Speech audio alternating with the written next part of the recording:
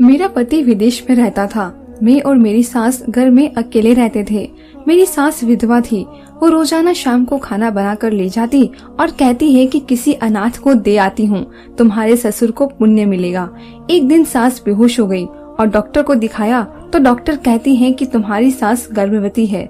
मैंने सास को कुछ नहीं बताया और अगले दिन सास का पीछा किया तो सास एक पुराने घर में गई।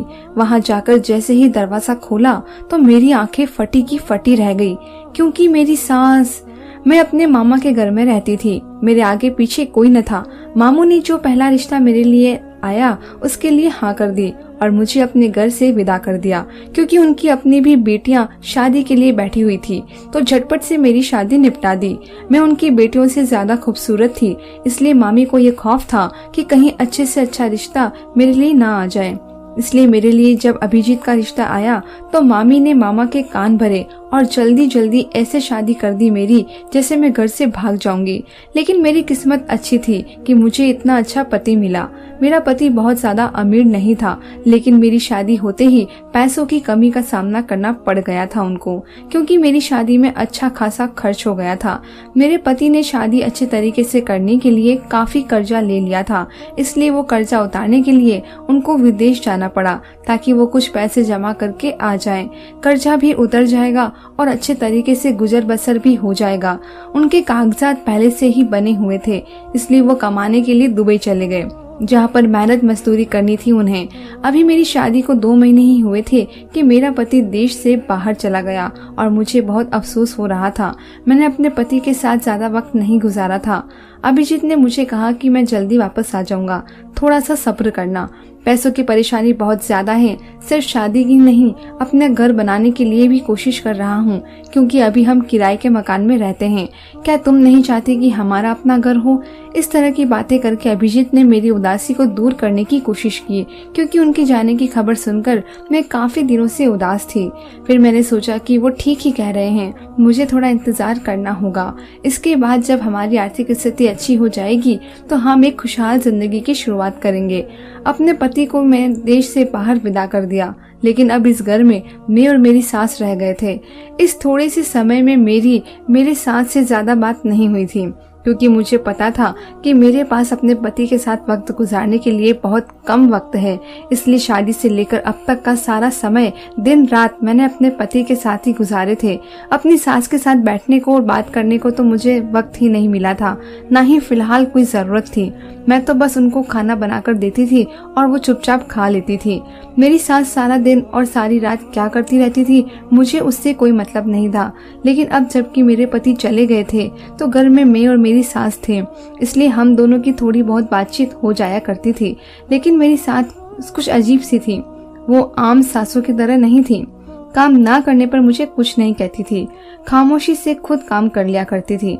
मुझे अगर जागने में देर हो जाती तो वो नाश्ता बना दिया करती थी, मेरे मिले कुचेले कपड़े धोने लग जाती। इन तमाम बातों से मुझे बहुत खुशी नहीं मिली थी, लेकिन गुस्सा आने लगा था। एक दिन मैंने उनसे कह दिया कि आप मोहल्ले वालों को क्या बताना चाहती हैं कि आपकी बहू को काम नहीं आता? दिन चढ़े रसोई रहती है, अपने कपड़े नहीं धो सकती, सफाई नहीं करती। दूसरे शब्दों में तो मुझे बदनाम करना चाहती हैं मोहल्ले में। इतना सा कहना था कि इसके बाद मेरी सास ने किसी काम को हाथ नहीं लगाया। अब अगर हफ्तों में मेरे मेले कुचेले कपड़े पड़े रहते तो वो नहीं धोती थी। अगर मैं देर से जागती थी तो चाय नाश्ता नहीं बनाती थी, सिर्फ वो अपने लिए बनाती थी। मुझे इस बात पर हैरानी हुई थी कि उन्होंने मुझसे कोई झगड़ा नहीं किया था, बल्कि खामोशी से सारे काम छोड़ दिए। फिर कुछ दिन के बाद एक अजीब सी बात होने लगी। मैं जब भी खाना बनाती थी वो मुझसे कहती थी कि एक आदमी का खाना ज्यादा बना देना। मैंने पूछा कि घर में तो सिर्फ हम दोनों ही हैं, तो फिर 3 आदमी का खाना क्यों? तो उन्होंने जवाब दिया कि तुम्हारे ससुर जीवित नहीं हैं, इसलिए मैं उनका खाना किसी गरीब को दूंगी ताकि उनको पुण्य मिले। अपनी सास की ये बात सुनकर मुझे हैरत हुई, क्योंकि आज से पहले उन्होंने कभी इस बात का जिक्र नहीं किया था। अब तक मेरे पति यहाँ पर थे, उन्होंने कभी भी मेरे ससुर का खाना किसी गरीब को नहीं दिया था। हैरत की बात ये थी कि वो दिन का खाना नहीं देती थी, सिर्फ रात का खाना देती थी। मेरे मन में कई तरह के सवाल उभरने लगे थे, लेकिन मैंने पूछना सही नहीं समझा था। जबकि मैंने सोचा था कि हो सकता है कि वो पहले भी खाना देती रही हो। मैं तो अपने पति में मगन थी। मैंने कभी देखा भी नहीं कि उन्होंने रात को खाना दिया है किसी गरीब को कि नहीं, लेकिन मुझे उनकी ये बात बहुत अच्छी लगी थी। उनके पति के गुजरे 2 साल हो चुके थे और वो उनके पुण्य के लिए किसी गरीब को खाना दे रही है। ये तो अच्छी बात है। बहुत कम औरतें ऐसी होती है जो अपने पति की मुक्ति के लिए ऐसा करती हैं। मैंने अपनी जिंदगी में ऐसी औरतें बहुत कम देखी थी और अपनी सास को देखकर तो मुझे बहुत खुशी हुई थी। वो एक रूखी सूखी सी औरत लगती थी, जैसे किसी भी चीज में कोई दिलचस्पी नहीं थी। मुझे उनमें कभी कोई खास अच्छाई नजर नहीं आई, लेकिन ये बात मुझे बहुत अच्छी लगी थी और मेरे दिल में उनके लिए इज्जत बहुत बढ़ गई थी। ऐसा इसलिए भी हुआ था कि मेरी नई नई शादी हुई थी और मुझे अपने पति से बहुत मोहब्बत थी और मैं उनको याद करती थी तो मैं अपनी सास का दर्द महसूस कर रही थी। मैं सोचती थी कि मैं अपने पति से इतनी मोहब्बत करती हूँ कि वो थोड़े समय के लिए मजबूरन देश से बाहर गए हैं तो मेरा ये हाल है। हालांकि मुझे उम्मीद है कि वो वापस आ जाएंगे, लेकिन मेरे सास के पति तो दुनिया से चले ही गए थे और उन्हें तो उम्मीद भी नहीं थी कि वो कभी वापस आएंगे। ऐसी बात सोचकर ही मेरा दिल डूबने लगता था और फिर मुझे मेरी सास से हमदर्दी होती चली गई। अब हर वो औरत जिसे अपने पति से मोहब्बत हो, मुझे वो औरत अच्छी लगती थी और जो औरतें बिना वजह अपने पति की बुराइयां करती थी, मेरा उनके पास बैठने का दिल नहीं करता था। मेरी सास रोज खाना लेकर घर से बाहर चली जाती थी और काफी देर तक बाहर ही रहती थी, यहाँ तक कि मुझे नींद आने लग जाती थी, लेकिन मुझे जागना होता था क्योंकि मुझे अपनी सास का दरवाजा खोलना होता था। एक दिन परेशान होकर मैंने अपनी सास से कहा कि आप खाना देने जाती हैं तो इतना वक्त क्यों लगाती हैं? मैं जल्दी सोने की आदी हूँ क्योंकि सुबह सवेरे ही अभिजीत के फोन कॉल का वक्त होता है। मेरी सास ने कहा कि गरीब को खाना देने के बाद मैं पड़ोस में चली जाती हूँ, वहीं बातें करती हूँ, इसलिए थोड़ी सी देर हो जाती है। आगे से तुम सो जाया करो और मेरी फिक्र छोड़ दो। मैं दरवाजे को बाहर से ताला लगाकर चली जाऊंगी और चाबी भी अपने साथ रखूंगी। सास की ये बात सुनकर मुझे सुकून आ गया था, यानी मेरी समस्या का हल हो गया था। अब मैं बेफिक्री से सो सकती थी। मेरे पति की वहाँ पर नाइट ड्यूटी थी, इसलिए वो रात में मुझसे बात नहीं करते थे और जब मैं जल्दी सो जाया करती थी, हमारी बात सुबह को होती थी और उसके बाद दिन में कई बार होती थी। मैंने सोचा कि सास अकेली बोर होती है, इसलिए वहाँ रोज पड़ोस के औरतों के पास बैठ जाया करती थी। मुझे उनके जाने पर कोई एतराज नहीं था, ना वो मेरे मामले में दखल देती थी और ना मैं उनके मामले में। अब तो मैं खुद को खुशकिस्मत समझने लगी थी कि मुझे इतनी अच्छी सास मिली है जो कि मुझे कुछ नहीं कहती, वरना शादी से पहले तो सबने सास का ऐसा रूप मेरे दिमाग में बना दिया था कि मुझे बहुत डर लगता था कि ना जाने मेरी सास कैसी होगी। जिंदगी ऐसे ही चल रही थी कि एक दिन अचानक मुझे ऐसी खबर मिली जिसे सुनकर मेरे पैरों तलों से जमीन खिसक गई थी और मैं जो इतने दिन से दिल ही दिल में अपनी सास की तारीफें कर रही थी, उनसे मुझे एक पल में ही नफरत महसूस होने लगी थी। वास्तव में मेरी भूली भाली दिखने वाली सास अंदर से इतनी शातिर होगी मुझे मालूम भी नहीं था। मैं तो उन्हें इस कदर मासूम समझ रही थी कि जैसे वो पापों से बिल्कुल दूर रहने वाली औरत हो, लेकिन मुझे नहीं पता था कि उन्होंने अच्छाई का चादर ओढ़ के रखा है और जो हकीकत है वो उसके बिल्कुल विपरीत थी और वो बहुत ही खौफनाक। ये सब कैसे हो सकता है? मुझे विश्वास नहीं हो रहा। ये हकीकत जानकर तो मैं बहुत परेशान हो गई थी और सोच रही थी कि मैं अपने पति को ये सब कुछ बता दूं। भला ये भी कोई बात बताने वाली थी जो मैं किसी को बताती? मैं तो अपने आप से दोहराते हुए शर्मसार हो गई थी। भला मेरी बूढ़ी सास इस तरह से कैसे कर सकती हैं? लेकिन जब मैंने गौर किया तो इतनी बूढ़ी नहीं थी। मेरी सास ने कहा कि उनकी शादी जब हुई थी तो उनकी उम्र 14 साल थी। ये कोई हैरानी की बात नहीं थी, वाकई में ऐसा होता था। और अब मेरी सास 40 साल से कुछ ऊपर ही होंगी, लेकिन उनकी तबीयत अक्सर खराब रहती थी, जिसकी वजह से ऐसा महसूस होता था कि उन पर बुढ़ापा आ गया है। लेकिन कुछ दिनों से मैंने ये भी देखा था कि उनके चेहरे पर एक बार फिर से रौनक आने लगी थी। एक दिन अचानक वो मेरे सामने चक्कर खाकर गिर पड़ी तो मैं परेशान हो गई। उन्हें होश में लाने की पूरी कोशिश की और मेरी कोशिश करने पर वो जल्दी होश में आ गई थी। मैंने उनसे पूछा कि आपको क्या हुआ है, तो उन्होंने कहा कि शायद मेरा ब्लड प्रेशर लो हो गया है। हाँ ठीक है, मैं आपको अस्पताल लेके चलती हूँ। मैंने रिक्शा पकड़ा और उनको पास के अस्पताल लेकर चली गई, पर आते ही वो एक बार फिर से बेहोश हो गई थी।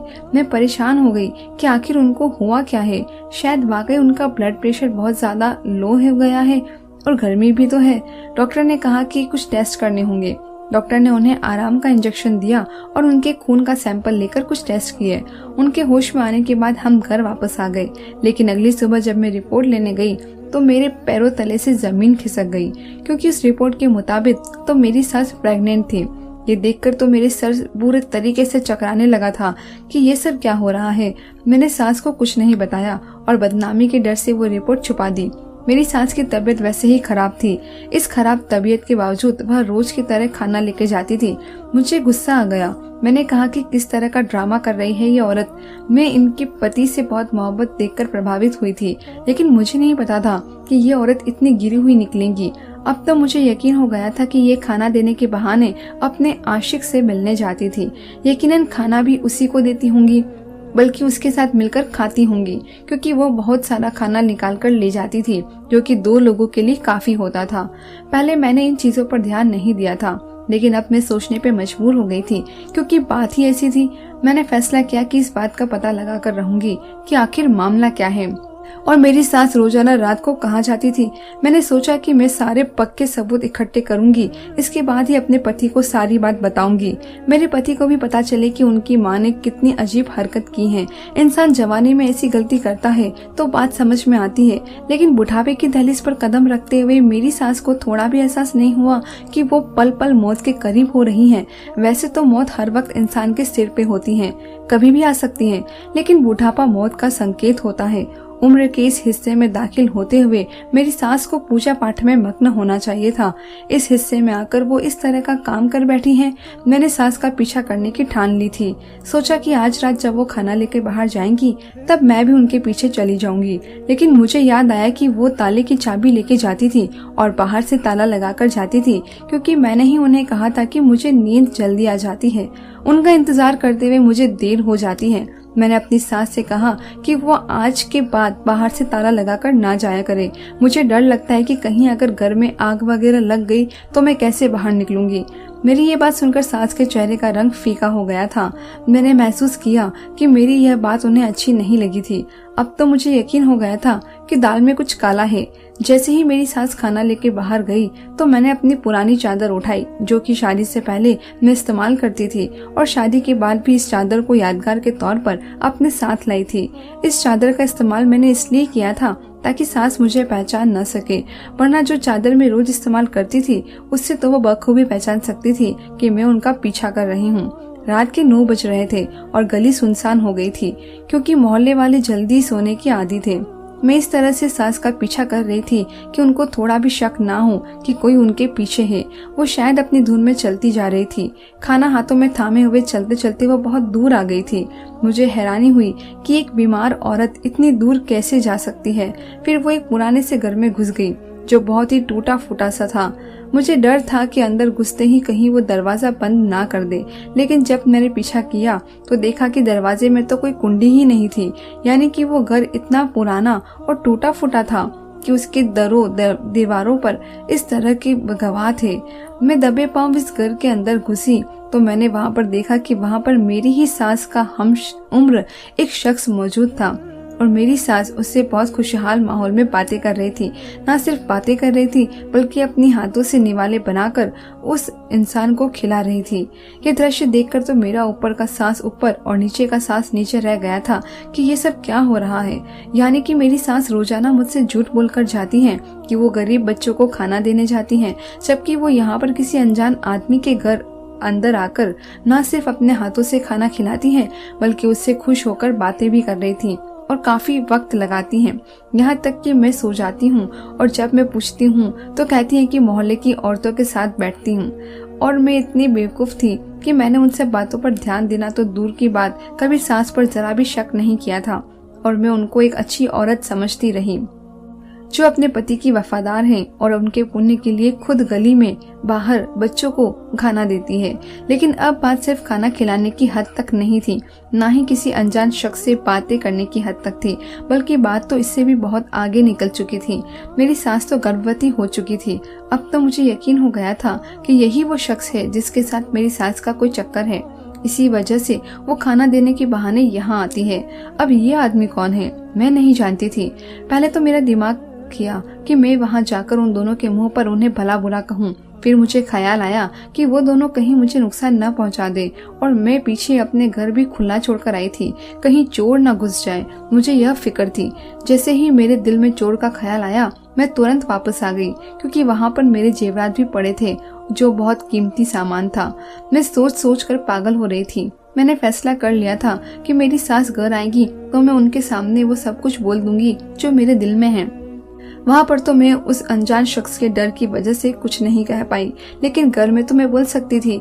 जैसे ही मेरी सास वापस आई तो मुझे जागता देखकर थोड़ी सी चौंक गई और पूछा, तुम अभी तक सोई नहीं? मैं भी गुस्से में आ गई और कहा कि जिस औरत की सास इतनी बदकिरदार हो उसकी भला नींद कैसे आएगी। मेरी बात सुनकर तो मेरी सास हैरान होकर मुझे देखने लगी, तो मैंने कहा कि मुझे इस तरह से ना देखें। मुझे सारी सच्चाई पता चल गई है कि आप खाना देने के बहाने कहाँ जाती हैं और किससे मिलती हैं और आपकी कोख में किसका पाप पल रहा है। मेरी सास ने मुझसे कहा कि मैं क्या बोल रही हूँ, तो मैंने उनकी मेडिकल रिपोर्ट उनके मुंह पर मारते हुए कहा कि ये सब मैं बिना वजह नहीं कह रही हूँ। ये आपकी मेडिकल रिपोर्ट है जिसमें बताया गया है कि आप गर्भवती हो चुकी हैं और अब मैं वो देख कर आई हूँ कि आप किसका पाप लिए फिर रही हैं। सास ने वो रिपोर्ट उठाई और उसे पढ़ने लगी और मुझसे कहा कि ऐसा कुछ नहीं है, रिपोर्ट में गलत लिखा हुआ है। मैंने कहा कि अगर रिपोर्ट गलत है तो मैं यकीन भी कर लेती हूँ, लेकिन वो शख्स कौन है जिससे सारी सारी रात आप बैठकर बातें करती रहती हूँ? अपने पति के लिए पुण्य के काम का नाम लेकर किसी और शख्स के पास रहते हुए आपको शर्म नहीं आती? कौन है वो शख्स जिसके साथ आप हंस के बातें कर रही थी? आपको अंदाजा भी है कि आपने मेरे पति की इज्जत को मिट्टी में मिलाकर रख दिया है। क्या मुंह दिखाएंगे मेरे पति सारी दुनिया को कि उनकी बूढ़ी माँ, जिसने अभी अभी बुढ़ापे की दहलीज पर कदम रखा है, वो गर्भवती हो गई है? अगर मेरे ससुर जिंदा होते तो फिर वो जमाना कुछ न कहता, थोड़ी बहुत बात होती और फिर सब चुप हो जाते कि चलो एक स्वीकारने लायक बात है, कोई अनुचित बात तो नहीं है, ये कहकर लोग उसे स्वीकार कर लेते। लेकिन अगर दुनिया मेरे पति से उससे जुड़ी सवाल करेंगी तो वो जमाने में किसी को मुंह दिखाने के काबिल नहीं रहेंगे। लोगों की बहन या बेटी इस तरह के काम करती है, उनके सर शर्म से झुक जाते हैं, लेकिन ये पहली बार है कि एक जवान लड़के की माँ ने इस तरह का काम किया है। मेरे पति तो बदनामी के डर से अपनी जान ही ले लेंगे। मैंने अपने दिल का सारा भड़ा सास के सामने निकाल दिया तो उन्होंने कहा कि तुम गलत समझ रही हो, वो शख्स तो मेरा भाई है, उसे किसी ने गलत डकैती केस में फंसाया था, जिसकी वजह से वह पुलिस से छुपकर इस घर में बैठा हुआ था और मैं उसे खाना देने जाती थी। मैंने मजबूरी में तुमसे झूठ बोला था कि तुम क्या सोचोगी कि मैं कहाँ जाती हूँ, इसलिए मैंने पुण्य का काम वाली बात की थी। मेरी सास झूठ पर झूठ बोल रही थी। मैंने कहा कि आप इतना झूठ मत बोलें, ये रिपोर्ट बिल्कुल सच्ची है और वो आदमी आपका भाई नहीं है। वक्त आने पर जमाने के सामने हर कोई भाई बहन बन जाता है। अपने इतने बड़े भाई को कोई भी औरत अपने हाथ से निवाले बनाकर नहीं खिलाती। इस तरह की हरकत औरत अपने आशिक के साथ करती है और वो आपका भाई नहीं है। ये बात मुझे मालूम है। इतनी कम अकल की मैं नहीं हूँ कि मैं समझ न सकूंगी कि दो लोग के बीच में कैसा रिश्ता हो सकता है। हाँ ठीक है, वो आदमी पुलिस से छुप रहा होगा, ये बात आपकी सही है, लेकिन वो आपका भाई नहीं है, वो आपका आशिक है। मैं अपनी धुन में न जाने क्या क्या बोल रही थी कि मेरे फोन की घंटी बजी और इस फोन को सुनकर तो मेरे सर पर आसमान गिर गया और मैंने हैरत से अपनी सास की तरफ देखा और मेरे हाथ से मोबाइल छूटकर रह गया। मेरी सास ने हैरत से मुझे देखा और कहा कि किसका फोन है, क्या हो गया है, मेरा बेटा तो ठीक है ना, बताओ तुम इतनी हैरान क्यों हो गई हो? फोन सुनने के बाद बताओ मुझे किसका फोन था? मैंने सास से कुछ नहीं कहा और मैं अपने कमरे में आ गई और अपने आप को कमरे में बंद कर लिया और फुट फुट कर रोने लगी। मेरी सास दरवाजा बजा रही थी और मुझसे पूछ रही थी कि किसका फोन था और मैं क्यों रो रही हूँ। यकीनन वो परेशान थी, लेकिन मैं अपनी सास को क्या बताती कि फोन उस लैब से आया था जहाँ पर मैंने अपनी सास के टेस्ट करवाए थे और लैब वाला शख्स मुझसे कह रहा था कि नाम एक होने की वजह से टेस्ट में गलती हो गई है। आपकी सास की रिपोर्ट किसी और के पास चली गई है और किसी और की रिपोर्ट आपकी सास के पास आ गई है। जो रिपोर्ट आपके पास आई है वह एक नए शादीशुदा जोड़े की है जो आपकी सास के नाम की है और वो गर्भवती भी है और उसकी सास की रिपोर्ट मेरे पास है। इस रिपोर्ट के मुताबिक आपकी सास को फेफड़ों का कैंसर है।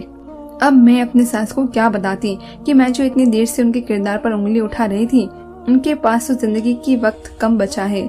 मैं किस मुंह से अपनी सास से माफी मांगती? आखिर मैंने दरवाजा खोल दिया और अपनी सास के गले लगकर फुट फुट कर रोने लगी और उनको सारी हकीकत बता दी। उस दिन के बाद मेरी सास बहुत बीमार हो गई थी और उनकी आंखों में हर वक्त मेरे लिए शिकायत रहती थी। वो शख्स वाकई में मेरी सास का भाई था जो पुलिस से छुप रहा था। एक छोटी सी गलतफहमी ने सब कुछ बर्बाद करके रख दिया था। मेरी सास कुछ महीने बाद इस दुनिया से हमेशा के लिए चली गई थी क्योंकि उन्हें कैंसर था। लेकिन मैं कभी भी अपने आप को माफ नहीं कर पाऊंगी कि मैंने उनको इतना कुछ कहा था। मुझे उनकी बात गंभीरता से सुननी चाहिए थी, समझनी चाहिए थी और लैब वालों से कहना चाहिए था कि आपकी रिपोर्ट में जरूर कोई गलती है। लेकिन बजाय इसके कि मैं ये सब कुछ करती, मैंने आंखें बंद करके हर चीज पर भरोसा कर लिया था।